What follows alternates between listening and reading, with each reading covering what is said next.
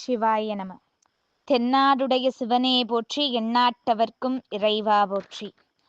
வருகின்ற ஜூன் மாதம் 18ஆம் தேதி இறைவன் இறைவி திருமண விழா முன்னிட்டு வேலூர் மாவட்டம் பேர்ணாம்பட்டு வட்டம் மயிலாடும்பாறை எருக்கம்பட்டில் அமைந்துள்ள அருள்மிகு சதாசிவ ஈஸ்வரர் ஆலயத்தில் 18ஆம் தேதி சரியாக 7 மணி முதல் 12 மணி வரை சதாசிவ ஈஸ்வர சீதலாதேவி அம்மைக்கு திருமண வைபோகமானது சிறப்பு அபிஷேக அலங்காரங்களுடன் அன்னதானத்தோடு நடைபெற உள்ளது.